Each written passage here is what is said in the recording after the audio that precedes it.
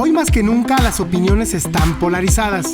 Por eso te invitamos a debatir con nosotros los temas que marcan semana a semana la agenda de la opinión pública Y que generan la polémica más apasionada. Luis Veloz y William Yarmes presentan Debate y Controversia, la zona cero de la tendencia informativa. Así que toma tu lugar, porque ya comenzamos. Hola, ¿qué tal? Buenas tardes, estamos totalmente en vivo, transmitiendo desde la cabina de ADR y compartiendo este programa también en Neptuno.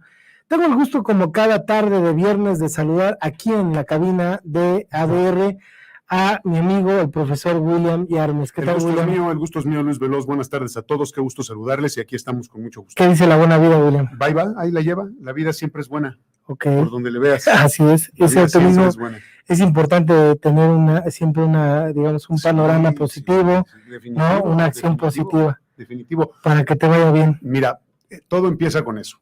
Hay gente que cuando está nublado o que cuando llueve, como hoy, en muchas partes de la Ciudad de México y del país, la gente dice que qué feo día. Uh-huh. Pues me parece que no hemos terminado de entender el significado del clima, Sí, el así significado de los fenómenos naturales, ¿no? O sea, la lluvia y el sol y la arena y la sequía y Sí. todo lo que tú quieras Uh-huh. es parte de la vida de este planeta, y acuérdate que nosotros somos simples huéspedes de este planeta.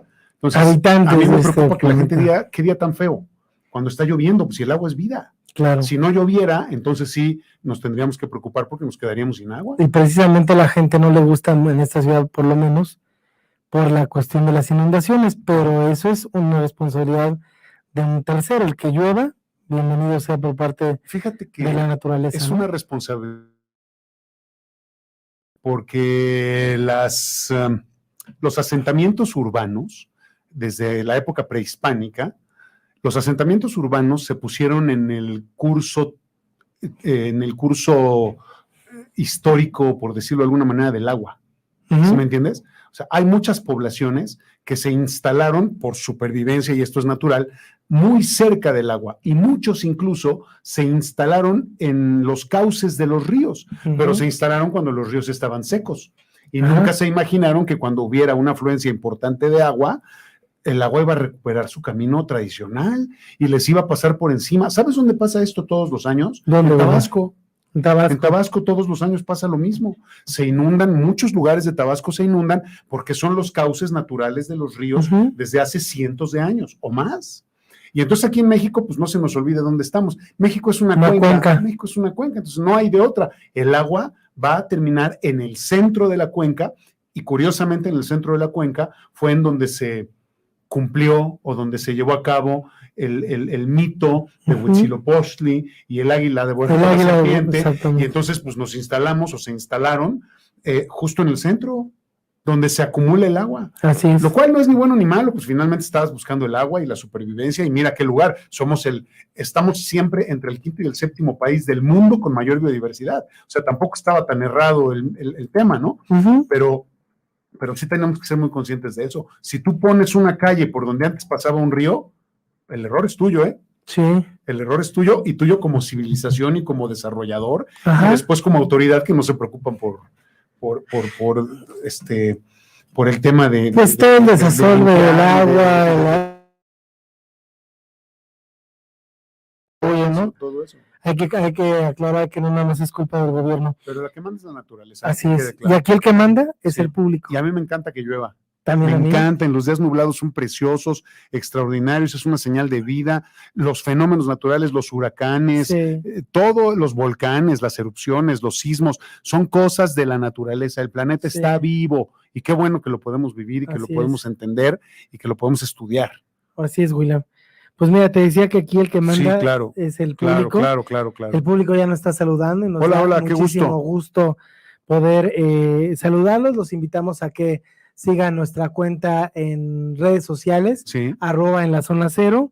Y bueno, Dulce Michel nos saluda, dice, saludos desde Mexicali a 48 Qué grados barbaridad, centígrados. qué cosa. ¿Has Ella estado a trabaja, 48 grados? No, nunca, y espero no ¿Tu estar. máxima temperatura? Yo creo que los 36, 38 grados, pero 48. Es una experiencia Yo tremenda. espero por tremenda. ti, Dulce Michelle, que estés en la alberca. Bien hidratada, que por estés favor. bien hidratada con una, tampoco ella toma, con una, pues una piñita colada sin alcohol. Y bueno, que estés disfrutando estos momentos allá en Mexicali. Ella trabaja en la industria aérea. Ayer estrenaron un avión. Ya ves el rito precisamente hablando del agua, sí. de que bañan los bomberos al avión nuevo cuando aterriza en un aeropuerto, ¿no? Bien. Entonces esto le toca a la familia, perdón, a Viña Patiño, que dice Saludos. Mariana. Dice, hola Luis, buenas tardes, nos da mucho gusto ver el programa. Reciban ustedes un saludo de parte de la familia Aviña Patiño. Saludos. Un saludo y un abrazo hasta San Antonio, Texas.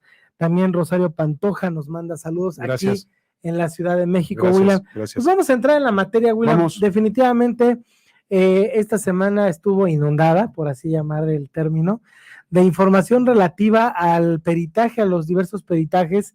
Uno lo compartió la empresa DNV, y digamos que una publicación estadounidense y una mexicana pues dieron como que los avances de esta parte. En primer lugar, la norteamericana, ¿te refieres al New York Times? El New York Times, correcto, sí. Que publicó el dictamen desde la semana... El domingo anterior. Ajá, sí, y el Financiero un día antes de que, más bien el mismo día que se dio la conferencia de esta empresa consultora DNV, de los siniestros.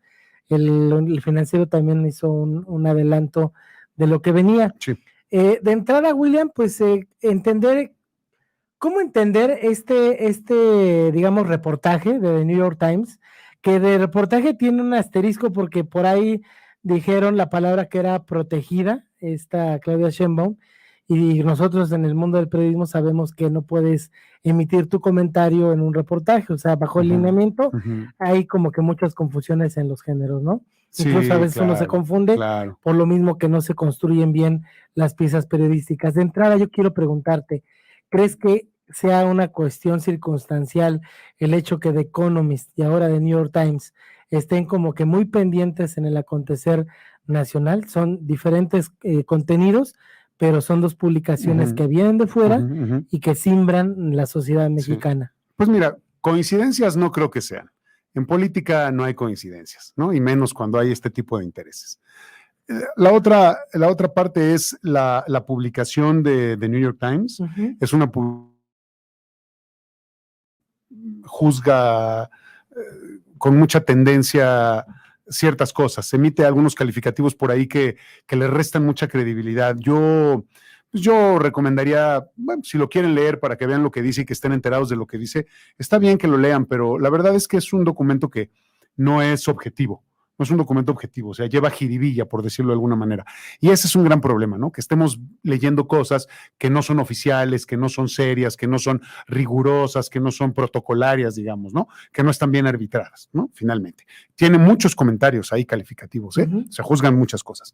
Y la otra, que entonces a partir de ahí, bueno, pues hay que leerlo con la debida reserva. Hay que leerlo para que la gente se entere y que sepa lo que dice. Yo lo leí todo y la verdad es que tuve que borrar todo el contenido porque, insisto, es muy tendencioso.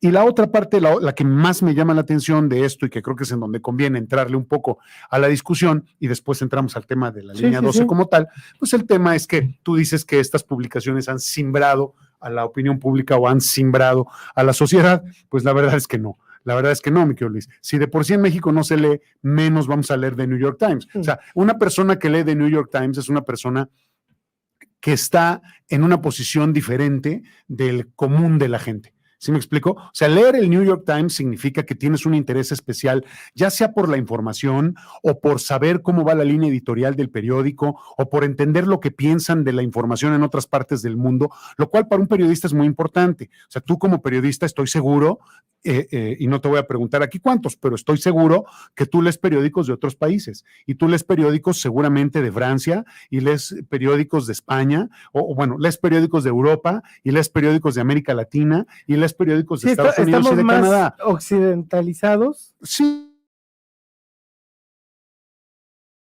porque si tú hablas italiano, puedes leer periódicos italianos. Si hablas francés, puedes leer periódicos franceses. Si hablas alemán, seguramente estarás leyendo diarios alemanes. O algunas versiones traducidas, si las hay, que te llegan por algún tipo de plataforma o por algún tipo de aplicación. Hay aplicaciones que tienen todos los periódicos del mundo a tu disposición. Seguramente conoces cuando menos una, sí, ¿no? Cuando menos. O sea, y ahí tú puedes leer el periódico que quieras, lo cual también es un peligro, porque tienes un exceso de información que luego no sabes qué hacer con ella.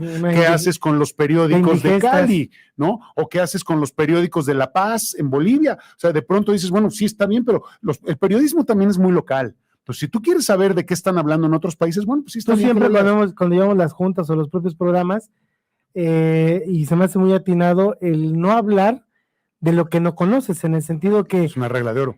Como tú dices, es tanta la oferta en la canasta de los diarios a nivel mundial. Muy, muy grande. Pero no conoces la cultura. Simplemente, te lo pongo así, platicamos hace 8 días de Chiapas. Sí. Simplemente hay estados que uno no conoce a profundidad y que hay que conocer para entender el devenir histórico y el devenir del presente. Y habría que estar leyendo los diarios locales de Chiapas para más o menos ver qué es lo que está en la agenda de los medios en Chiapas. ¿No? Sí. O estamos muy corresponsal y que te platique. Estamos muy hechos como Estados Unidos, como España, somos como un híbrido en algunas cosas, ¿no? Hasta tabloides de Inglaterra yo vería que hay diarios que tienden a irse por ahí, ¿no? Sí. Entonces, regresando a este tema, en esta idea de que se simbra a la sociedad con una publicación de un periódico como le llega a un público importante, sí le llega a un público que probablemente pueda tener cierta influencia en niveles socioeconómicos poblacionales más bajos, porque así es como funciona el tema del conocimiento. Lamentablemente, el caso de la información así funciona. Hay estaciones o hay canales de comunicación, hay canales de radio, de televisión, que en algún tiempo tenían muy clara la idea de que sus transmisiones eran transmisiones mucho más dirigidas, por ejemplo, a personas ejecutivas, directivos de empresa. Había una estación hace muchos años que se llamaba, que tú vas a recordar muy bien, que se llamaba Estéreo 1000, el sonido de los clásicos, en el 89.7 frecuencia modulada. Era una estación de música clásica que estaba dirigida al sector precisamente directivo y se ponía un especial cuidado en la información que se manejaba, aparte de la música, en la información que se manejaba en la estación, porque esa información llegaba a cabezas de empresa, a líderes de otros grupos poblacionales que después podían verter esas ideas en la sociedad. ¿Sí me explico? Sí. Ese es un tema muy importante. Esto lo digo porque hay directores de medios de comunicación que no tienen una idea clara de lo que significa tener un público objetivo. Y entonces cuando empiezas a hablar de nichos, cuando empiezas a hablar de, mira, aquí estás trabajando este público, por ejemplo, mujeres jóvenes, solteras, entre 20 y 25 años. Oye, pero son muy poquitas, estás demasiado canalizado, te van a perder la atención. Bueno, si tú estás analizando ese nicho en su comportamiento cotidiano, entonces ya no necesitas una masa muy grande, lo que necesitas es un nicho bien definido, bien estudiado para poder satisfacer esas necesidades y después ya convertirte en otra cosa, ¿no? No sé si estoy siendo lo suficientemente claro. Porque ahora, por eso hay una pelea, que es una pelea absurda y que es una pelea errónea, mal entendida, que es esta lucha por los ratings. Todos los medios de comunicación que todo el tiempo están peleando por ver quién tiene más rating y que venden con el rating, pues han caído en un juego absurdo y de mucha ignorancia o de poca sensibilidad, en donde pareciera que lo único que importa es tener mucho público. Entonces, ok, probablemente yo sea el canal de comunicación con más público de toda el área metropolitana, pero los productos que quieren anunciar mis patrocinadores no están dirigidos a ese sector de la población. Entonces ya no hay combinación, ya no hay encuentro, ya no hay congruencia, ya no podemos hacer negocio. Y ya no podemos tener una efectividad en la comunicación, tanto de contenidos como de publicidad. ¿Sí me explico? Entonces, ahí podríamos también platicar muchísimas cosas, pero esto pasa y es reflejo o es consecuencia de lo que pasa cuando tú dices que si un artículo publicado por The New York Times simbra a la sociedad. Pues no, porque si nosotros hiciésemos una encuesta sobre cuántas personas leyeron el documento completo para empezar. Pues sí, como tú dices, no leen los diarios, no leen en sí, menos un diario en inglés. ¿Cuántos periódicos se leen diario en México? No tengo el dato, pero debe ser mínima la El Patrón Nacional de Medios te lo dice, hay un dato, pero ¿Cuántos ejemplares se tiran todos los días de publicaciones nacionales? Creo que no me hagas caso. Que se tiran, que se tiran, ¿no? Sí. Según lo que dicen que tiran. Creo que no llegamos ni a 3,5 millones de ejemplares. Sí. Hay un periódico en Japón, ¿sabes cuántos ejemplares tira diarios? 10 millones. 10 millones. Japón es una isla que tiene los mismos habitantes que nosotros, ¿eh? Sí, pero 130 millones, por ahí el anda. Nivel de educacional. Pero por eso te lo quiero decir un poquito. Es distinto. O sea, fíjate, hablando de número de personas, ¿no? Para que tengamos parejo. Un indicador real y que no digan, es que no que dicen ustedes que no se pueden comparar países. Aquí bueno, un poco para que veamos cuánto tira uno de los periódicos que más ejemplares tira en el mundo contra un país que tiene las mismas dimensiones poblacionales. Y el periódico que más ejemplares tira, creo que anda por los 300,000 ejemplares. Aquí se dice más. Lo cual no quiere decir que se vendan todos. No. Pues eso es lo que tira. Hay que ver cuánto les regresan. Y otra cosa se regresan o se quedan ahí. ¿No? Yo recuerdo hace unos 3, 4 años, uno de los diarios en el cual yo laboré, decía una cantidad mayor, pero en realidad la circulación real eran 800,000 ejemplares del periódico. No es cierto, miento. 800,000 es mucho. De 150,000 a 200,000. Claro. El periódico, digamos, principal. Eso sí te lo creo. Y el de la Nota Roja, ahí sí, 800,000, porque obviamente vendía más, ¿no? La cuestión está de la Nota Roja. Ahora, ¿esos 800,000 eran ejemplares únicos leídos por una persona o estás hablando del Pásalo? No, bueno, la producción del tiraje. Es otra cosa. El tiraje. Ya de los leídos, etcétera, etcétera, ya está la cantidad preocupante con esta reflexión que haces con Japón, por ejemplo. Sí, ¿no? Y además que a lo que estoy tratando de llegar es al entendimiento de que en México se lee poco la prensa. Sí. Se lee muy poco la información en ese sentido. Sí. Hay otras publicaciones que tienen más éxito en la población, lo cual no es ni bueno ni malo, es simplemente para un análisis. Yo recuerdo hace un año, no sé ahora cómo están las cosas, uno de los periódicos de mayor circulación era el Pásala, con el contenido del Pásala, ¿no? Sí, que cada quien vea lo que tiene el Pásala. Y eso es lo que le parece, porque tampoco lo podemos afirmar, eso parece que es lo que le gusta o lo que le interesa a la gente o lo que a la gente le llama la atención. Entonces, de ahí en adelante, pues otro tipo de publicaciones, como un análisis o un reportaje del New York Times, pues difícilmente, ¿no? No, sí, mira, a lo mejor enfoqué mal el enunciado. Lo que quiero como que a lo mejor corregirlo es en el sentido de cómo lo utilizó. Cómo da la vuelta. Los medios de comunicación y en sí en las redes sociales digitales, en este sentido de que es utilizado, voy a usar una palabra, se hace alaraca de repente de algo para, tú lo acabas de comentar hace unos segundos, para hacer un poquito de sensacionalismo, de poder vender el medio, de poder, ahorita es lo que está, ¿no? El tema es el metro, y vamos a ahondar un poco en el problema, no de la manera vulgar como digamos, sino para analizar una cuestión en el sentido de qué es lo que va a ocurrir, cuál es la trascendencia que tiene, ¿no? Así como los temas que escogemos aquí. Pero a lo que voy yo, William, de entrada, cuando estos medios y en sí las personas que en las redes sociales digitales hacen esta alaraca a la cual yo hago mención, tienen un impacto mediático. En ese sentido, ¿tú crees que la publicación, en ese sentido, en lo de New York Times, todo este fenómeno, forzó a que el gobierno de la Ciudad de México sacara el peritaje tal y como se ve? O sea, me refiero yo a que tuviera una congruencia, una parte muy... A mí me sorprendió mucho, porque la verdad vi todos los detalles y vi que estaba muy completo, muy creíble, con fotografías. Es una vergüenza lo que ocurrió, lo platicaremos más adelante, pero... De entrada es mi pregunta, ¿tú crees que el hecho de que se adelantara la publicación de The New York Times con el tema a la muestra del peritaje oficial, la primera parte de ello, haya tenido que ver o no? No. ¿Una repercusión? No. Ya hemos hablado de este tipo de situaciones antes y si eso fuera, es decir, si la realidad fuera que los políticos toman decisiones en función de lo que dice un medio de comunicación o en función incluso de lo que dice un organismo empresarial, si quieres, pues entonces quiere decir que no tienen los tamaños para gobernar y entonces quiere decir que no están poniendo atención en las cosas importantes. O sea, tú no vives tu vida en función de lo que piensa el vecino, ni tampoco vives tu vida en función de agradarle al policía de la caseta de la entrada de tu fraccionamiento, ¿no? Tú vives tu vida de acuerdo con tus objetivos y en el caso de un país y en el caso y no te puedes detener a ver qué piensa la gente en ese sentido. Claro, te detienes cuando son asuntos de gran trascendencia, cuando estamos hablando de un asunto que tiene que ver con la seguridad nacional, con el futuro del país, con ese tipo de cosas, ¿no? Estoy hablando de un tema como la expropiación petrolera y aún así tampoco sales a preguntarle a la gente si está de acuerdo o no. Tú tomas las decisiones porque tú tienes más información que la mayoría de las personas, pero en este caso, ¿qué representa el New York Times para la toma de decisiones del gobierno? Nada, absolutamente nada. Si representase algo, entonces ahí sí hay que tener cuidado porque qué tipo de gobernantes tenemos, ¿no? Y en qué están pensando, porque además ahí no hay nada que decir ni nada que hacer.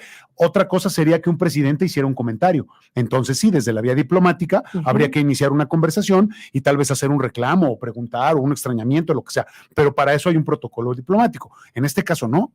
En este caso, aquí lo que vemos es una estrategia de grupos contrarios al poder, que lo que quieren es justamente sacar la información para que llegue desde otra plataforma. En este caso, generas la información y le pides al New York Times que la publique y el New York Times la publica porque le conviene. ¿Por qué? Pues porque a lo mejor está recibiendo dinero, porque hay un grupo que tiene poder y que le está favoreciendo, digamos, con esa publicación. ¿Sí me explicó? Sí. Pero definitivamente no, y espero que así sea. El New York Times no tiene ninguna influencia en México. Pues nada más eso me faltaba, ¿no? Imagínate nada más. Y ni el New York Times, ni ningún periódico. El que quieras. Ninguno. Ni el Norte de Monterrey, ni La Prensa, ni La Jornada, ni el Esto, ni el Récord, ni el mismísimo Reforma. Ni el TV Notas, que TV Notas no es un periódico, es una revista. Es una revista. Pero ni uno, ninguno. Así es. No, ninguno. El problema es, bueno, aquí es en otro nivel, superficial, cuando el presidente se engancha con un periódico, ¿no? Cuando el presidente se engancha con un periódico, con un periodista, bueno, pues yo creo que ahí lo que está haciendo es poniéndonos un velo para que veamos eso y no veamos otras cosas que son más importantes. Yo creo que también no hubo un enganche de parte de Claudia Sheinbaum ni de Marcelo Ebrard. Yo espero que no. Con la publicación. Creo que el presidente lo tomó más relax. Es que Marcelo está enganchado con cosas mucho más complicadas y delicadas. Sí. Porque Marcelo está involucrado en la autorización, en la inauguración, en la construcción, en el desarrollo de la línea 12. Fue lo que le dejó el doctor Mancera, ¿no? O sea, ahí la gente que realmente tiene un poco más de sensibilidad se va a meter a investigar qué fue lo que pasó, qué problema hubo entre Mancera y Ebrard, que las cosas se dieron así. Pero, y bueno, se va a dar cuenta que en teoría Marcelo dice que le dejó, que hasta que hubo como un comprobante de que Mancera recibió como era el metro, así con todas las características. Mancera ya dijo que pues así era siempre ese protocolo en cuestión de cambio de gobierno. Digo, es un tema, ¿no? Pero aquí de entrada no ves para nada que le pisó, digamos, los callos a Claudia, a Marcelo en este sentido. Lo que diga el New York Times, no. El mismo presidente lo tomó como más tranquilo, creo yo, que dijo, pues es que sí se han de filtrar informaciones, porque Claudia, muy molesta, agarró y dijo que su gobierno para nada filtraba información, etcétera, etcétera. Yo sí percibí un coraje de parte en imagen pública, pues es darle como gusto a esta parte, ¿no? Al enemigo. Pues claro. Creo yo. ¿Tú crees que los gobiernos, que ningún gobierno filtra información? ¿Tú crees que no? No, pues claro que se filtra, es parte de la estrategia política y es parte de la estrategia, lo voy a decir así, es parte de la estrategia de guerra contra los opositores, contra tus contrarios.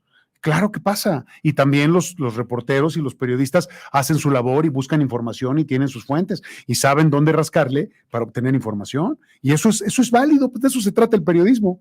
Así es. Y si a alguien le parece que el New York Times tuvo una primicia, pues está bien. El problema es que ojalá que la gente tenga la capacidad de leer lo que de quitarle lo que le tiene que quitar al documento para que se quite de los juicios y de la sacarle la tendencia, carnita, por así llamarla, jiribilla, ¿no? de la publicación. Quitarle ahora sí que quitarle lo que no es adecuado. Ahí es donde hay bueno. que tener cuidado a la hora de construir un reportaje. Porque desgraciadamente la gente no sabe hacer eso, ¿no? Una pieza informativa. No, pues no, y no tiene por qué saberlo, no tiene por qué saberlo, así como nosotros no sabemos cómo descomponer una fórmula de un medicamento. Así es. ¿No? O sea, si a ti yo te traigo aquí un frasquito y te digo, a ver, por favor, en tu casa, descompone esta mezcla. Sí, no sabemos.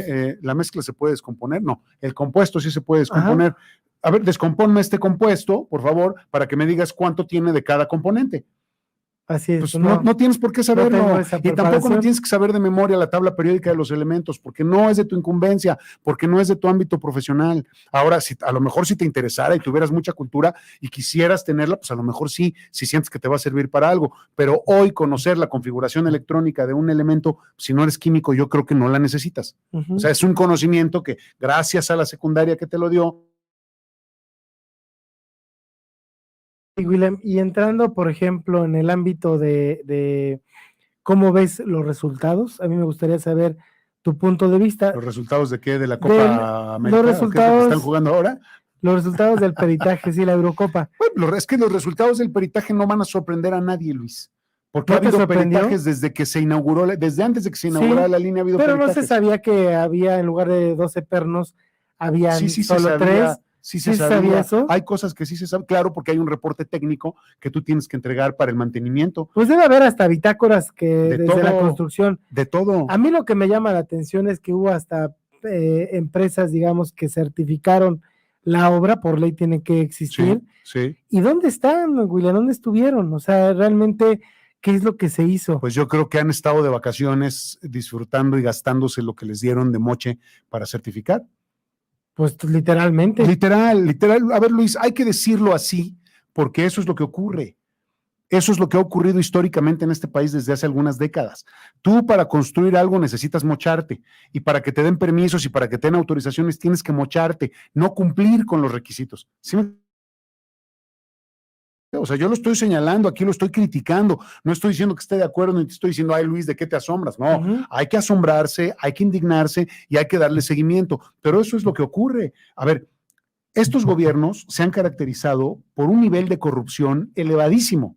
Todos los gobiernos de la ciudad y del país y de diferentes estados, porque luego se nos olvida, y pensamos que la corrupción de Fox fue la corrupción de Fox. Bueno, Fox y otros 31 estados, Calderón y otros 31 estados, ¿sí? Y lo mismo ahora, ¿no? Peña Nieto y otros 31 estados, y así como lo hemos venido haciendo. O sea, la dinámica que hay para la obtención de recursos mal habidos, desde la perspectiva de lo político, de la licitación y de todos los concursos que se hacen para poder trabajar en algún proyecto oficial, de verdad que es tremendo, Luis. Y no nada más eso, hasta para una proveeduría mínima, una proveeduría chiquita, así, un locutor que quiera ser la voz oficial de una dependencia del gobierno, también ahí hay corrupción, también ahí a veces te van a decir, ¿sabes qué? Vas a cobrar tanto, pero a mí me toca tanto. Es histórico, lamentablemente así ha sido. Y qué triste. Yo no puedo comprobar ni demostrar que no esté pasando ahora, no lo puedo comprobar. Y lo que sí es que hay muchos caminos y hay muchas vías para que las cosas se hagan de manera legal. De grandes proyectos que se están generando ahora y que el municipio dice, a ver, nada más que esta lana es para mí y me la tienes que pagar de esta manera. Todo lo demás ya lo puedes pagar para que puedas hacer tu negocio, ¿no? O sea, para que puedas hacer tu desarrollo, para que puedas hacer tu construcción, para que puedas hacer lo que tú quieras. Lamentablemente así funciona. Antes, cuando menos creo que tenían un poquito de cuidado a la hora de presentar una obra de tal envergadura como, por ejemplo, una línea del metro, que tienes que entregar bien, porque no puedes permitir, o sea, no me imagino que hay en la conciencia de la gente que dice, no te preocupes, en lugar de 12, ponle 3, pero nosotros ya no cobramos 12, nosotros cobramos 15 o 20 pernos, ¿me entiendes? Y nada más le vamos a poner 3. Bueno, ahí está la muestra. Eso es lo que significa no tener escrúpulos. Eso es precisamente que haya gente sin escrúpulos tomando decisiones y que no hayan tenido la capacidad de ver a futuro que esa construcción se iba a caer y que iba a haber consecuencias. Y yo lo que espero, Luis, es que aquí quien juzgue sea la justicia verdaderamente. No los periódicos, no los periódicos ni otras fuerzas políticas. Que sea la ley, que sea la ley. No, eso es irrelevante. Que la ley se aplique pero Como verdaderamente, Dios como debe aplicarse a carta cabal, Como, como se dice, ajá. y sancionando y castigando y presentando a todos los responsables y sobre todo reparando. De vista, a mí se me hace que el gobierno está como muy feliz en el sentido de mostrar una transparencia en el peritaje, ¿Y cómo pero no? Pues porque no están manchados, porque no estaban. sí, No estaban. pero hay que ver lo que va a arrojar, porque también creo yo, mira, William, yo creo que es problema del que lo construyó, de los mantenimientos de Mancera y De también todos. de Sheinbaum. Es desde el origen, Luis. Así Mira, es. el problema viene desde cómo se dieron las licitaciones, cómo se otorgaron las licitaciones, desde ahí hasta cómo se empezaron a autorizar todos los procesos de construcción, hasta que pasaron todas las supervisiones y todos los peritajes, hasta que autorizaron la obra, aun cuando varias veces se dijo, esta obra no se puede continuar así, deben de detenerla, no la inauguren, por favor, porque no está funcionando bien. Luego la inauguraron y ¿cuánto tiempo tardaron en volver a arreglarla? Inmediatamente la pararon. Y ahorita lo que viene. Y todo lo que falta. Y ahorita lo que viene por ahora sí que la recomendación del Colegio de Ingenieros de México, de decir, ni lo de abajo, ni le muevan, no le muevan. Ni le muevan. O sea, porque saben, estoy seguro, William, que saben de muchas cosas que la opinión pública no conoce. Claro, uy, Luis, ¿sabes la cantidad de información que hay que nosotros no tenemos y no vamos a tener? ¿Nunca? Pues sí, o sea, nunca vamos a conocer eso. Y nosotros que según esto estamos medio cerca de las fuentes de información y tenemos reporteros y tenemos amigos que nos dan información, pero no, ni nosotros. Para eso tienes que cobran precisamente por este tipo de obras y los círculos que firman y que ponen sellos y que dicen adelante con la obra. Ahora, ¿quién sabe también cuántas voces vayan a salir por ahí que digan, a mí me presionaron y a mí me obligaron y yo tuve que hacerlo porque si no, perdía mi trabajo? Y como en este país no hay connotación ética, pues entonces tú prefieres no perder tu trabajo y dejar que la gente se muera como se murieron en el metro ahora. Lo hemos dicho siempre que los personajes principales, los funcionarios a cargo, siempre están blindados. Lamentablemente junto con los empresarios. Pues ojalá que ese blindaje ya se rompa, igual que el de los empresarios. Así es, porque en este caso, por ejemplo, de los empresarios, que no nada más es Carlos Slim con Carso, también está ahí, que hay otra. Hay muchas empresas que trabajaron ahí que están involucradas. Empresas.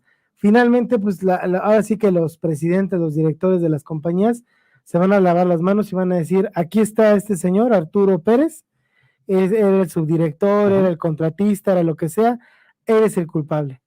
Y aquí cabe hablar, William, de culpabilidad y responsabilidades, y más con los funcionarios públicos. Sí, claro. Porque una cosa, yo entiendo que no puede ir a la obra y atestiguar que están los 12 pernos en cada lugar. Pero es que debería. Pero es que debería. Como sí, pero no de todo, sí, pero no de toda la obra, ¿no? Yo te lo voy a poner de la Pero pones a alguien de confianza. Depende cuál es tu percepción que tienes de líder y cuál es tu percepción que tienes de jefe. Sí, ok. O sea, sí, claro que tú te haces de un equipo, tú te allegas personas con gran capacidad en las que confías y en las que sabes que les puedes dar responsabilidades de alto nivel. No, claro. Y tú con los ojos cerrados dices, yo confío en fulano, en fulana y en fulano, y que hagan la chamba y no hay ningún problema. Pero tú como jefe y como líder tienes que estar ahí.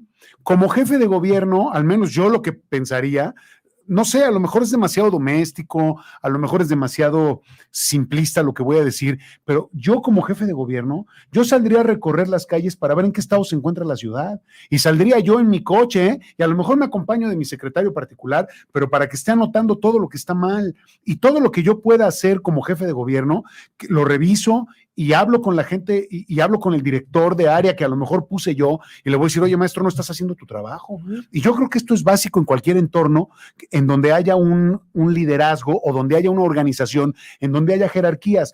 El jefe de gobierno, si estás haciendo una obra tan importante como una línea más del sistema de transporte más importante de esta ciudad, que es el corazón del país, ¿cómo no te vas a ir a dar cuando menos cada 15 días una vuelta? Pero no para que te limpien, ni para que te pinten la banqueta. Tú tienes que decir, mañana visita sorpresa. Mañana me toca la línea 12 del metro y no le dices a nadie. Visita sorpresa. Te levantas en la mañana, sales de tu casa y le dices al chofer, porque además tienen chofer, ¿no? Sí. Ellos no manejan. A ver, hoy, don fulano, nos vamos a la línea 12, ahorita. Secretario, súbete. Es más, le hablas al secretario, no vayas a la oficina, llegas a la línea 12 del metro, nos vemos en tal Sí, esquina. claro, para no dar pauta de arreglo en todo, ¿no? Pero nadie se atreve. Nadie quiere, en realidad ellos están muy sentados en su oficina ejecutiva. Así es. ¿No? Hablando tienen de otras que hacer cosas, eso, pero por eso te estoy diciendo cuál es la percepción que tienen de lo que es ser un líder y ser un jefe, y de administrar y de dirigir una de las ciudades más importantes del mundo. Entonces, ahora, tienes que hacerlo, Luis. Sí, claro. Tienes que hacerlo. Ahora, yo me preocupo porque en el caso de ahorita que se está llevando el Tren Maya y el aeropuerto internacional, digo, espero que estén haciendo las cosas bien, pero también con base a todo lo que se está descubriendo del sistema de transporte colectivo, creo que la autoridad del gobierno, espero que no en el sexenio que venga de fulano o fulana que gobierne, el de Ebrard o el de Sheinbaum o el de quien sea. Pero es que si Ebrard y Sheinbaum se ponen en la boleta, quiere decir que son cínicos, que son políticos de piel gruesa, más gruesa que un elefante en un tanque blindado. Esa es otra parte, a mi modo de ver. Qué desgracia. En otro país, William, ya hubieran renunciado. Claro. Por orgullo, por honor, o sea, un japonés. Desde la primera vez, Luis, desde que falló por primera vez la línea 12, desde ahí se debieron de haber ido. Un japonés ya se hubiera hecho el sudoku, hombre. Sí. ¿Sí es sudoku? ¿Cómo se llama? El harakiri. Es que no se llama harakiri, bueno, tiene otro nombre. ¿Cómo se llama? No recuerdo. Bueno, tiene un nombre, pero está bien. Pero o sea, a lo que conocemos voy yo, como harakiri, a lo que voy pero yo. Ya se lo hubieran hecho. Sí, no tienen la honorabilidad, la decencia, la ética de decir, no, o sea, renuncio. El gobierno federal, el presidente debió haber suspendido a los tres temporalmente en lo que se delindan responsabilidades. Porque incluso puede haber vicios cuando ellos están ahorita a cargo de la obra, de la revisión. Y si no lo hacen, ¿por qué? ¿A qué crees que se deba? Pues ¿No será que todos están en contubernio? Todos están en contubernio, porque finalmente todos reciben, desde Mario Delgado, que era el encargado del presupuesto, todos todo lo que le dieron por la construcción del segundo piso cuando él era jefe de gobierno de la Ciudad de México. ¿Tú crees que ni eso se ha acabado? Esa es otra obra que habría que revisar y ver cómo está, no se ha caído. Y es la única que no cobra. Pero de repente, sí, y de repente hay ciertas... Los que se han caído son unos motociclistas que no se deberían subir, pero se caen. Pero lo que sí deberían revisar es, te digo, todas las obras, principalmente las nuevas, las más complejas como lo es el aeropuerto. Luis, todas. Y otro punto que quiero tocar, William, es el siguiente. El gobierno local está destinando fondos para obras que no son tan necesarias y tan importantes como el metro. Así es. Siga, señora Sheinbaum, doctora Sheinbaum, siga haciendo sus ciclovías, siga haciendo sus, digamos, obstáculos para que la gente pueda dar vuelta prohibida. Sus bahías, sus islas y sus macetones. Sus lotes, y... todo lo que se le ocurra a la jefa. No, con esto quiero decir, no digo que no sea importante el que tenga un espacio un ciclista, pero perdón que se lo diga a la audiencia, en realidad estos gobernantes van a países de primer mundo, a ciudades de primer mundo, y quieren ser como ellos, y muchas veces de manera perversa, hacen estas obras o las destruyen. Por ejemplo, ahorita Calzada México-Tacuba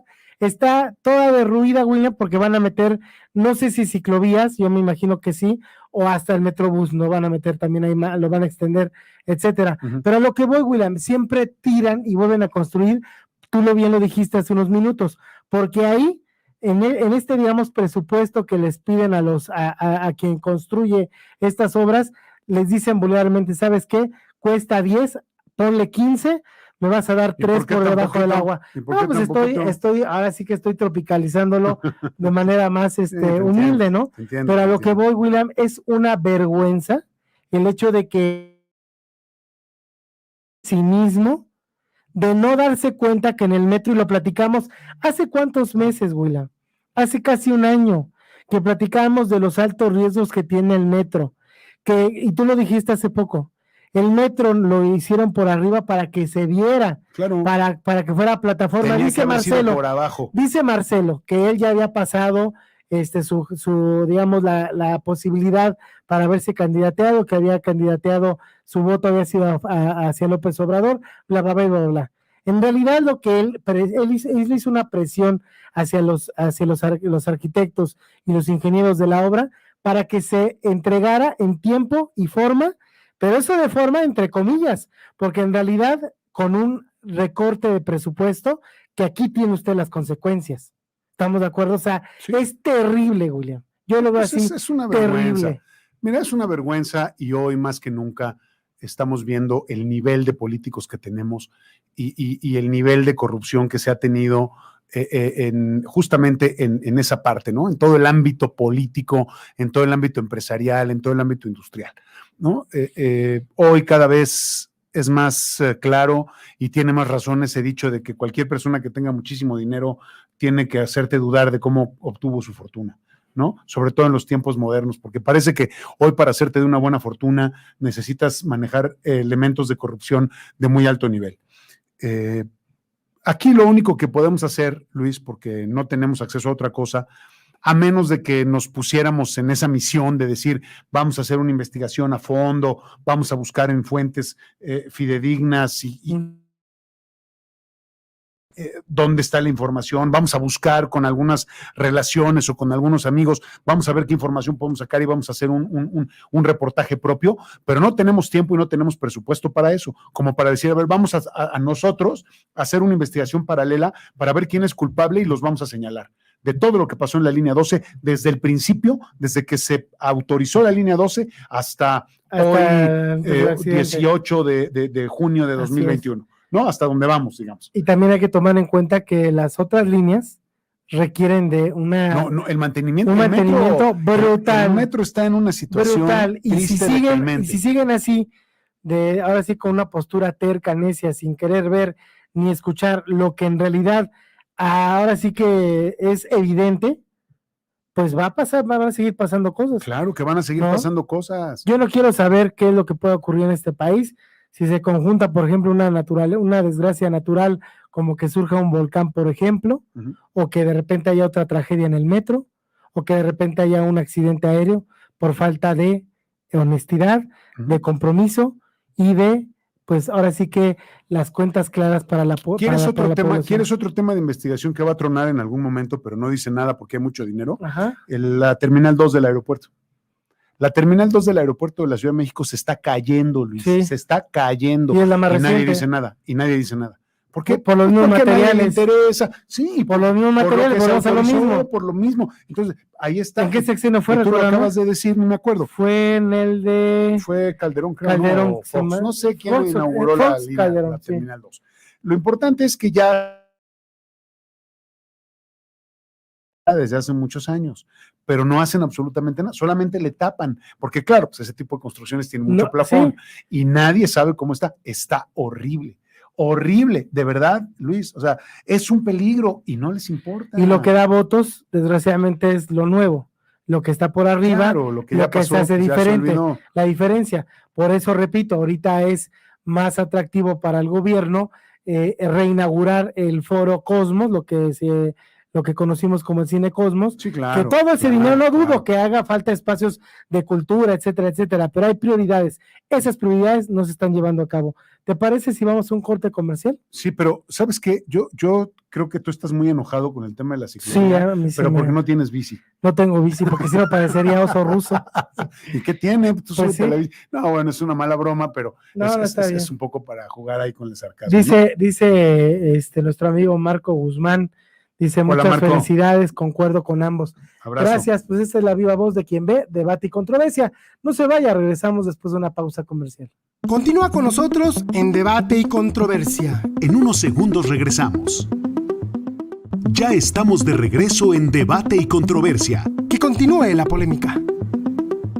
Ya estamos aquí de regreso en Debate y Controversia. Bueno, nos estamos enterando en estos momentos que la Secretaría de Salud pues reactiva para la siguiente semana el semáforo amarillo en varias entidades, incluyendo la nuestra. A reserva de confirmar lo de la Ciudad de México, en un momento más le vamos a decir exactamente cómo queda el tema del semáforo epidemiológico, para que esté usted enterada y enterado, porque sí es muy importante saber este tipo de cambios y modificaciones en las disposiciones de la autoridad, porque alteran la vida cotidiana tanto de la ciudad como del país y también nos tienen que poner en alerta sobre los riesgos de un incremento en la pandemia. Hay que recordar que la pandemia de COVID-19 no ha terminado, sigue en el mundo y curiosamente, pero lamentablemente, la mayor parte de la pandemia se concentra ahora en México.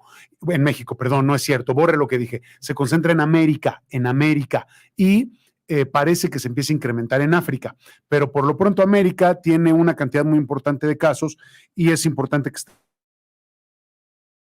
el tema de la COVID-19. Fíjate, y esto es fíjate, William, que ahorita, digamos, en otra fuente que tengo, sí.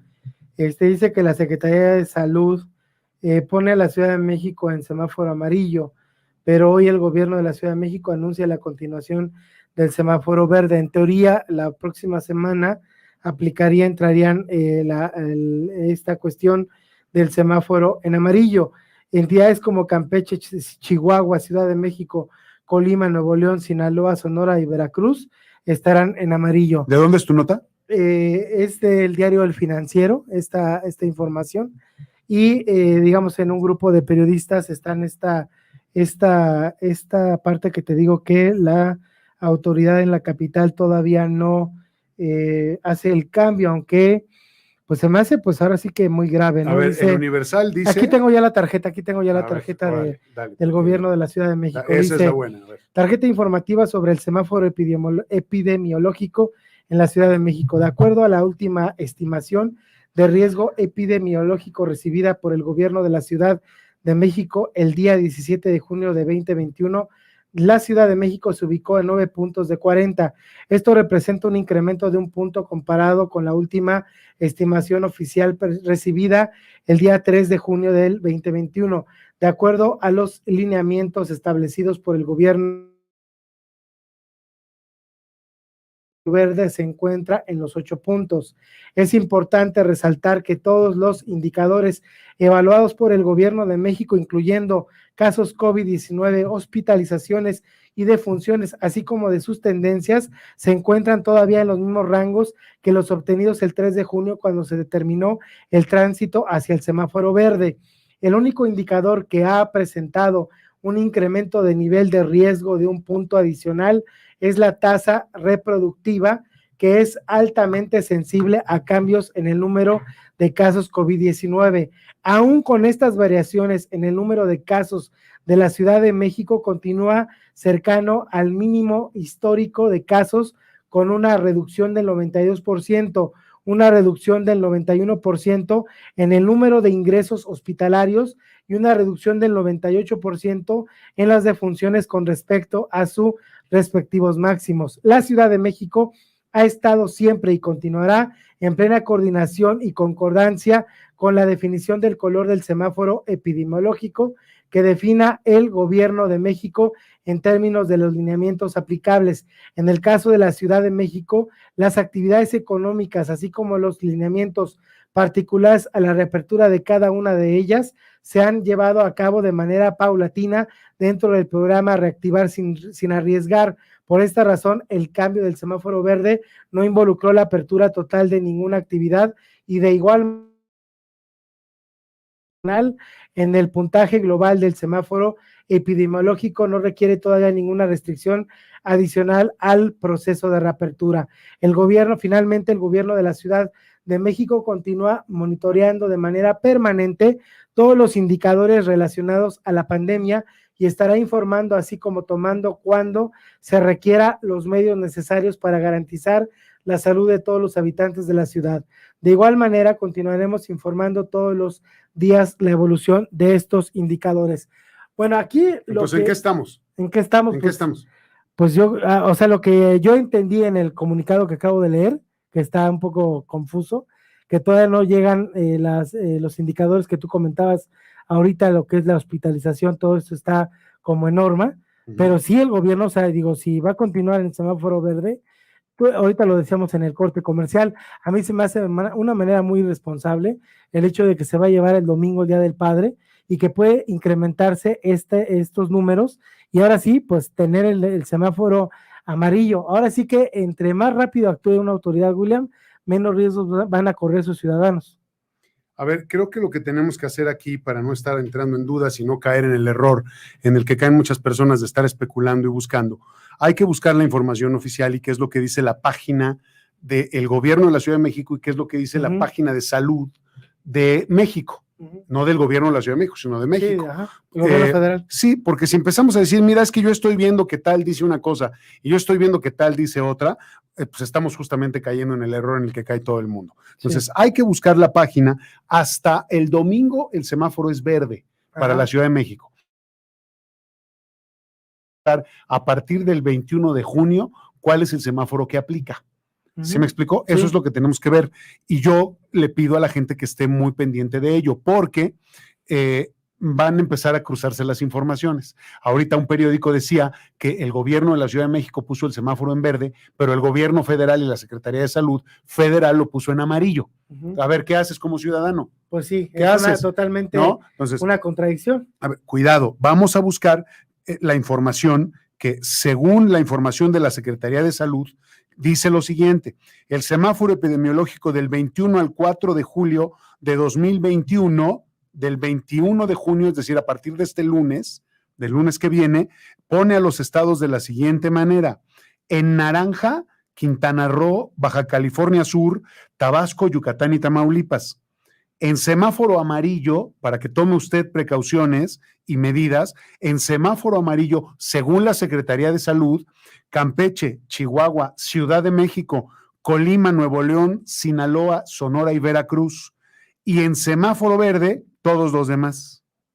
Todos los demás, ¿no? Para no mencionarlos todos, es muy cansado. Claro. Pero ya dijimos ahí quiénes están en amarillo y quiénes están en naranja. Pero sí, lo que platicábamos es una irresponsabilidad, a nuestro parecer, el hecho de que el domingo, un día que va a salir mucha gente, y quizá hasta más con esto, porque la gente, como dice, vamos otra vez para adentro, vamos a hacer aprovecha fiesta, antes ¿no? del amarillo. Fiesta el sábado, o sea, ya me imagino la cantidad de fiestas que va a haber, ojalá que no.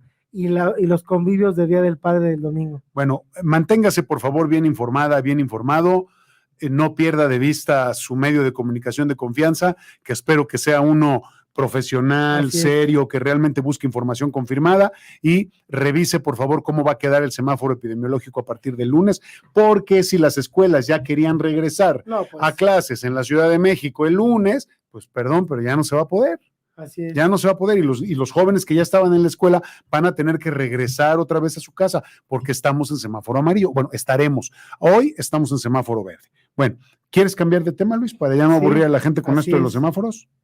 Así es, William. Pues bueno, vamos a hablar también esta semana, uno de los temas que más fueron comentados por la opinión pública fue el hecho de las reformas, las nuevas reformas, o las continuaciones de las reformas, algunas de ellas, como la eléctrica, la energética, en la cuestión del presidente de la República.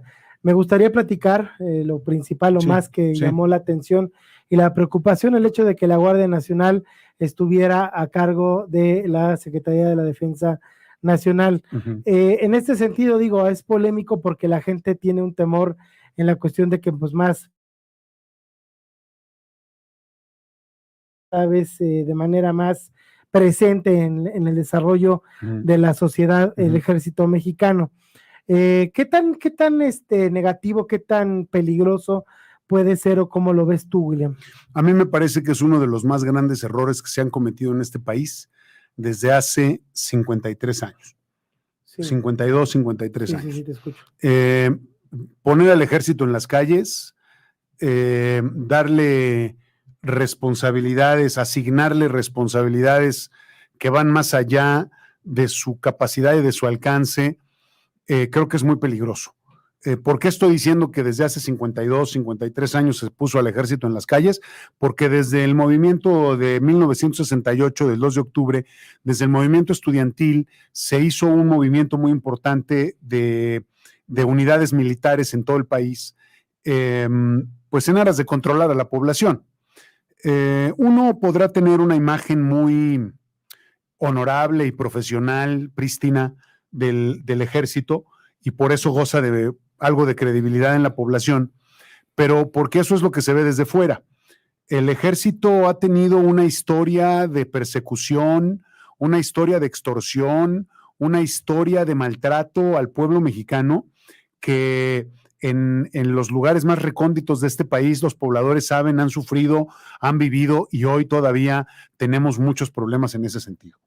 El ejército no ha hecho ningún bien en el centro del país, en el centro y en todo el territorio nacional.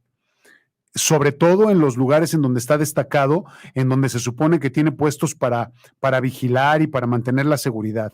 Lo único que ha pasado, y está con mucha literatura en ese sentido, es que han abusado de ser la fuerza armada de este país, de ser el brazo armado del país. Han abusado de eso y han hecho una cantidad de atrocidades en diferentes partes del país que no tienen nombre, que no se han podido, que se castigan, pero se castigan en muy bajo nivel. Se castiga solamente encontrando carne de cañón y buscando chivos expiatorios. De verdad, si la gente se mete a investigar un poco más cuál ha sido el papel del ejército desde 1968 a la fecha, podría darse cuenta que de los 25,000 o 30,000 desaparecidos que hay en los últimos 30 o 40 años, el ejército es responsable de una cantidad muy grande de ellos. Muy grande. Y esto que estoy diciendo, Luis, es un tema muy delicado, ¿eh? Sí. Esto que estoy diciendo, Luis, no es cualquier cosa. No. Entonces, pretender darle más control y más poder al ejército en estos tiempos me parece uno de los más grandes errores, pero también me parece que es uno de los mensajes más importantes que debemos entender los mexicanos. Es que el ejército cada vez está teniendo más poder y el día que el pueblo piense en reclamar algo de manera legítima, pero piense en reclamarlo, va a ser oprimido por la bota militar. Sí, que es algo que teme la gente ahorita. Con toda razón. Que pueda, digamos, haber una represión por parte del gobierno a con través toda razón del ejército, porque dice que, bueno, pues tienen ahorita un presupuesto muy amplio, tienen muchos beneficios. Lo que quieren. Están participando con obras y obras y obras, sí. Entonces realmente hay una preocupación social. Hay una incongruencia también, no sé si a ti te parezca. Por un lado, digo, si todo el cuerpo de la Guardia Nacional es militar, casi todo ello, pues no sería un poquito riesgoso que sea un civil el que esté al frente. Yo aquí te hago también la reflexión, el caso de Rosa Isela, en el sentido que ella se encarga de todo lo de esta secretaría tan, pues ahora sí que importante. Yo me refiero, William, no tiene ni siquiera una formación, digo, eso es otro tema porque estaríamos hablando si es una persona capacitada o no, pero a lo que voy yo es un poco incongruente el gobierno en ese sentido. De hecho, la primera iniciativa era que fuera un civil el que estuviera a cargo de la Guardia Nacional. Entonces, yo veo algunas incongruencias en los órganos de estas fuerzas y este orden. Encuentro una disociación de parte del gobierno. ¿Tú cómo ves esto? Yo creo que el gobierno ha carecido de una sensibilidad, de conocimiento y de estrategia para ubicar en los puestos importantes, en los puestos estratégicos, a gente verdaderamente preparada, a gente verdaderamente con conocimiento de la situación, a gente que verdaderamente tenga la capacidad de resolver los problemas que enfrenta el área o la dependencia que le están asignando. Yo no conozco a Rosa Isela, no sé de su trayectoria, no conozco su carta curricular, ni mucho menos. Pero sí veo en lo general que no hay funcionarios de alto nivel, en los puestos de alto nivel, verdaderamente capacitados para llevar este país a buen puerto. Eso es lo que veo. Yo creo que aquí el presidente se está equivocando en ese tipo de selecciones. Respondiendo a tu pregunta, me parece que es muy importante que haya un civil, pero bien preparado, dirigiendo la Guardia Nacional, claro que sí. Que tengas el apoyo y la asesoría militar, podría ser, pero que no tengan injerencia a la hora de tomar decisiones en los proyectos estratégicos del país. Y en este caso de la Guardia Nacional. Sí, dice Hugo Ismael Carmona, dice, saludos periodistas. Dice, cabe hacer pasa por la iniciativa privada y una parte de la sociedad que presiona para regresar a la normalidad. Dice, no es contradictorio el temor que la Guardia Nacional pase a control del ejército cuando se dice que la institución armada es muy respetada por la sociedad. lo hizo como pregunta al final. Entonces, bueno, son dos puntos diferentes que nuestro amigo Hugo nos externa. Pues sí, mira, Hugo, yo lo que a mí me preocupa es el hecho de que pues el ejército esté como que más partícipe, y yo creo que es la preocupación general de la sociedad. Ahora, si el ejército fuera, digamos, de esta forma, sí ayuda en los planes de destrucción, ¿cómo se llaman? Los planes DNG. Los planes DN3, perdón. los planes de emergencia. Los planes de emergencia. Sí, pero a ver, Luis, hay un mandato constitucional que dice claramente cuáles son las funciones y las atribuciones del ejército. Eso es lo que hay que respetar. Sí, y ahí es en donde el legislador y la Suprema Corte y todo el mundo tendría que decir, a ver, por favor, aténganse a lo que dice la ley. Y está clarísimo, el ejército no debe de participar en este tipo de actividades. Es muy claro, si no se hace, si no se atiende, se está desobedeciendo la Constitución. Entonces, si tenemos un gobierno que desobedece la Constitución, pues entonces quiere decir que es un gobierno que no le interesa el país y que no le interesan los ciudadanos. No es que al gobierno no le interesa respetar la Constitución. Pero si no es por eso. Le interesa sus fines. A eso voy. Eso es lo que estoy tratando de decir. Si no respetas la Constitución, es que no respetas al país. Lo único que quieres es alcanzar tus propios objetivos. ¿Qué va a pasar al rato? No sé, ojalá y me equivoque. Ojalá y me equivoque. Vamos a tener un gobierno tiránico. No sé si va a ser López Obrador, no sé si se quede otros 6 años, a lo mejor no aguante, pero López Obrador va a dejar un fulano que se va a encargar de quedarse en el poder 20 o 30 más. Si las cosas se siguen dando como están. Es que es lo que está pasando en todo el mundo, Luis. Sí. Desde la primavera árabe. Mira cómo está Egipto, mira cómo está Irak, mira cómo está Libia, mira cómo está ahora, por ejemplo, Siria. Mira todo lo que ha pasado en América Latina, ¿no? O sea, parece mentira, yo no lo quiero creer, pero mira para dónde va Brasil, mira cómo está Rusia, por el amor de Dios, ¿no? Y todo el mundo admira a Putin porque se quita la camisa y porque parece hombre de acción y se sube al caballo encuerado, en lugar de estar pensando el daño que le están haciendo al mundo, peleándose Rusia y Estados Unidos por un capricho del señor Putin y por toda la animadversión que tiene Estados Unidos a lo que no es americano. Dice Lupe de la Cruz, hola, buenas noches, Luis, William, gracias por compartir, su buen pensar contagia. Gracias. No, pues gracias a ustedes que ahora sí que les sirva ese el objetivo, ¿no? El hecho de que estemos en esta mesa de debate y controversia es platicar sobre lo más relevante de los acontecimientos y que puedan generar en usted al menos una reflexión. Y hablando de reflexiones, William, también otro de los temas en cuestión de las reformas fue la que quiere hacer hacia el INE.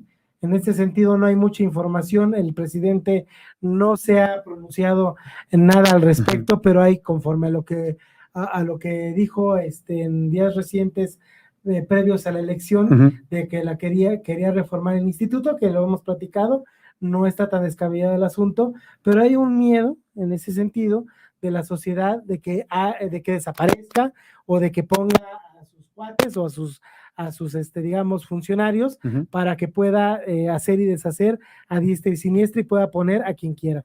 Yo creo que está bien que se quiera replantear el papel que ha jugado el Instituto Nacional Electoral en la historia reciente de México. A mí me queda claro que ha fallado, y lo he dicho siempre. Sí, y los grandes especialistas en esa materia no se les olvida todos los errores que ha cometido el IFE antes y ahora el INE. Todos los fraudes, el control de las elecciones, lo que pasó en el Estado de México en la elección antepasada, no en la que acaba de pasar. O sea, el INE necesita un cambio drástico, el INE necesita un cambio de ADN, sin ninguna duda. Ahora, ojalá que el presidente realmente tenga una propuesta inteligente, una propuesta realmente sensible, bien pensada, que vaya a trascender y cambiar la historia del país y que realmente lleve a algo que pueda considerarse o pueda llamarse una democracia. Yo no sé si el INE es el único responsable de la democracia en este país. Yo creo que hay otros entes mucho más importantes que el INE, que son los responsables de la democracia, y esos son los ciudadanos, más los partidos políticos, más los poderes de la Unión, más allá de un Instituto Nacional Electoral que no cumplió con la función para la que fue creado. Entonces, sí que lo revisen.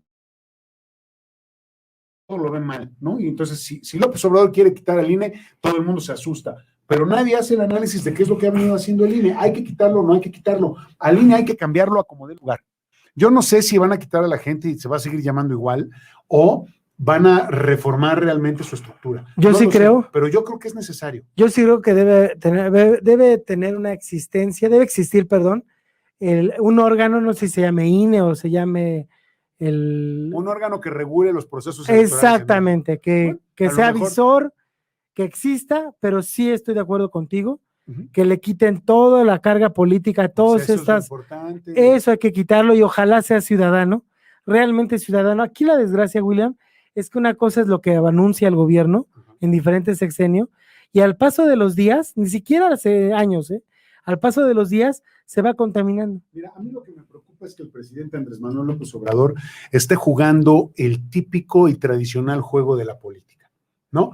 Quiere venir a barrer con todo en esta idea de que para que todo siga igual hay que cambiarlo todo. Entonces viene el presidente y te cambia o dice que te cambia absolutamente todo para que te marees haciendo este tipo de análisis y al final las cosas sigan siendo exactamente iguales. Porque venga lo que venga después del INE, si es que se llega a dar una reforma, a lo mejor el presidente se aburre antes de eso y cambia de estrategia, pero suponiendo que se cambiase el Instituto Nacional Electoral, se va a cambiar por algo que al final va a acabar cooptado por los partidos políticos, que va a seguir controlando las elecciones, porque no puedes dejar en manos de la sociedad un proceso tan importante que te ha dado tanto dinero y tanto poder históricamente.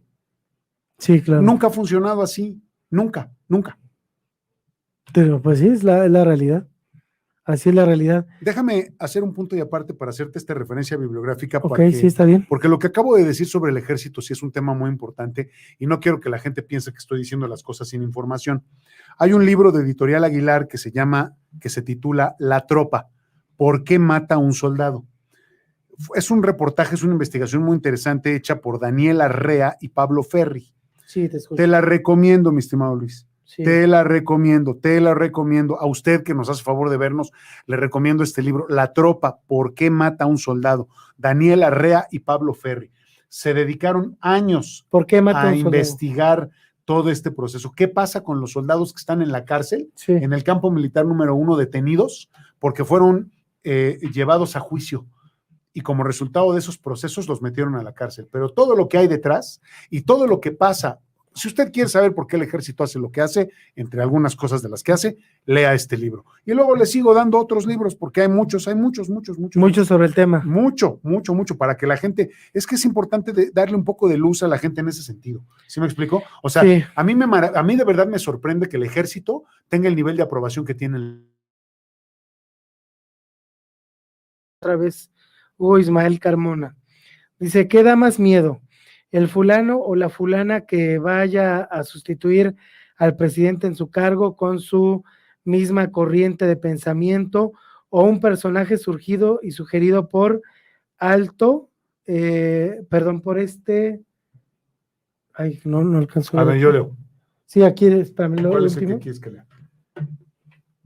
Que era el último renglón nada más. ¿Qué da más miedo? ¿El fulano o la fulana que vaya a sustituir al presidente en su cargo con su misma corriente de pensamiento o un personaje surgido y sugerido por Alito Zambrano y Cortés? Alito. Qué miedo, ¿no?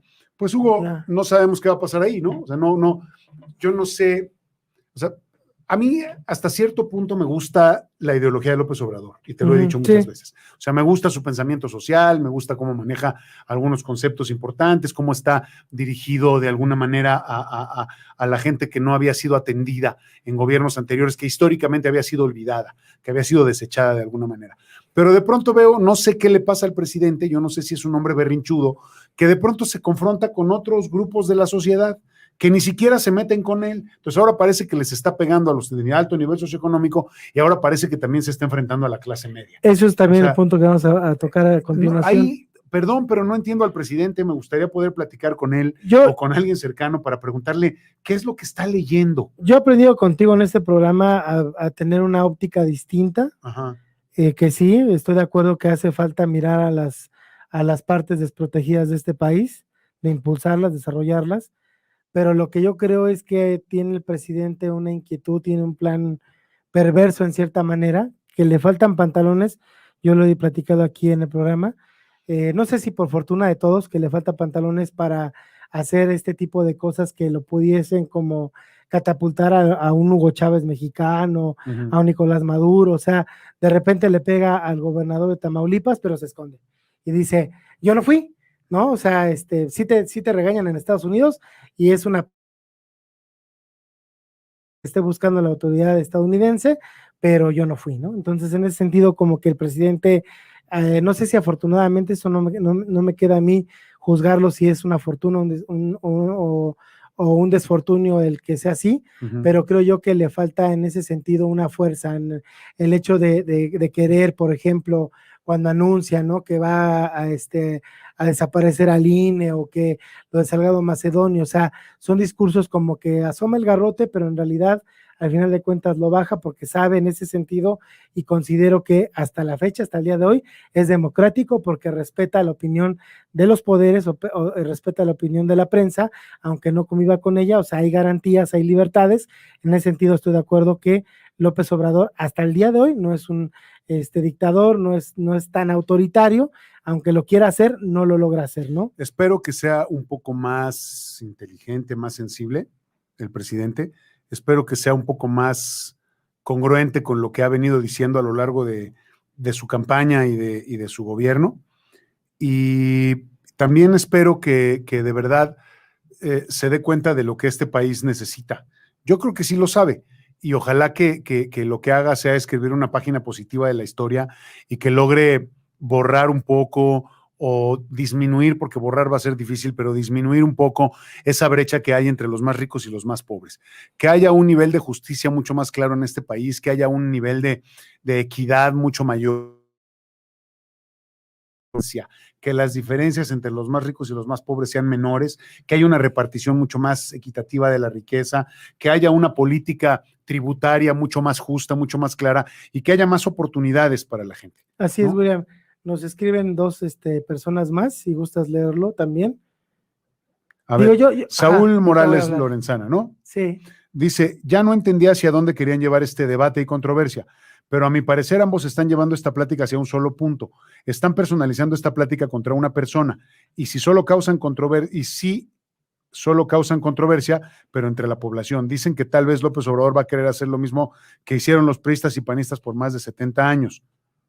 Y ya hasta ahí se queda Saúl, ya no dice nada. O sea, yo le digo a esta persona que no, acabamos de decir ahorita a Saúl, acabamos de decir ahorita lo contrario. Yo le dije a William, sí reconozco esta parte del presidente que quiere lograr una, digamos, una mejora social en México, pero yo lo acabo de decir, yo disto de lo que mi compañero William piensa y ese es el propósito de este programa. O sea, no somos ni voceros de un lado ni voceros del otro. En realidad hacemos digamos, un análisis de los problemas, un juicio. Digo, entendemos que pues esta parte a lo mejor no te gustó lo que escuchaste, estimado Saúl, pero bueno, aquí ahora sí que tu punto de vista es leído en este programa. ¿Quieres que lo reacomodemos un poco para que quede más claro? Nada más déjame comentar. Saúl tiene razón, pero a ver, sí, dilo. Dice el último, dice Ricardo, me encanta su programa y pone... Muchas gracias. Muchas gracias. A ver, va de nuevo. De acuerdo con los análisis que se hacen en el mundo, de cómo están dándose diferentes gobiernos en diferentes países, voy a repetir voy a decir otros, Hungría, Turquía, Siria, Rusia, Irak, Libia, Brasil, Venezuela y otros países más, para no decir más, de acuerdo con los análisis que se han venido haciendo, con lo que pasó en Egipto, en lo que se llamó la primavera árabe, con todo lo que ha venido pasando, con lo que está pasando ahora, bueno, me voy a quedar ahí. En todo lo que está pasando, si hacemos un análisis de cómo se han dado todos estos movimientos, cómo se han cambiado los gobiernos, cómo han llegado al poder personajes que se convierten en tiranos y que lo que hacen es reprimir a la población en aras de mantenerse en el poder y alcanzar sus objetivos de eso, de poder, de riqueza, de política, de todo lo que quieras. Si leemos esos análisis, pareciera que López Obrador cumple con la mayoría de los requisitos. A ver, ¿dónde hay información bibliográfica en ese sentido? Eche Temelcurán, que es una periodista turca, tiene un libro que habla sobre eso, que hace un análisis, que se llama Cómo acabar con un país en 7 pasos, algo así. Hay que buscarla, échateme el Corán, ahí está el S, se escribe. Madeleine Albright acaba de escribir un libro hace un año que se llama Fascismo, y en ese libro también, bueno, hace más, porque lo escribió casi cuando ganó las elecciones Donald Trump, y hace un análisis de cómo los personajes tiránicos como Donald Trump llegaron al poder y cómo el mundo estaba yendo hacia allá. Y otro que también tiene que ver con eso es algo de lo que escribió Francis Fukuyama en Identidad, en su libro Identidad, que es un libro que hace 2 años se escribió, que ya platicamos de eso. Sí. Y hay otros más, hay otros libros por ahí que luego podemos ir recordando, que analizan el fenómeno con muchas fuentes, con muchas referentes, y que lo dejan muy claro de hacia dónde está yendo el mundo. Entonces, López Obrador cumple con muchas características de eso. No estoy diciendo que vaya a pasar. Yo lo que creo, lo que yo espero y en lo que yo confío y la lectura que hago yo es que no tiene esa idea. O sea, López Obrador, aunque tiene esos rasgos, no tiene eso en mente. No le conviene, y porque México es un país geopolíticamente estratégico para el mundo, es difícil que se permita que en México exista un estallamiento de una guerra civil o de un movimiento como los países que acabo de mencionar, porque los intereses de Estados Unidos, que son los intereses más importantes, y algunos intereses probablemente de otros países, pero sobre todo los de Estados Unidos, y ahí de refilón Canadá con el TEMEC, no podrían permitir que México se desestabilizara de esa manera. No se nos olviden esas fuerzas. Todos los países de los que hablé han sido víctimas de intereses europeos, de intereses rusos y de intereses norteamericanos, y por eso están en un nivel de inestabilidad, porque ahí sí hay intereses geopolíticos muy importantes, sobre todo en materia de recursos, como petróleo y otro tipo de cosas, agua, y otro tipo de materiales que son muy importantes para el desarrollo de la economía mundial. Así es, William. Eso es lo que estoy diciendo.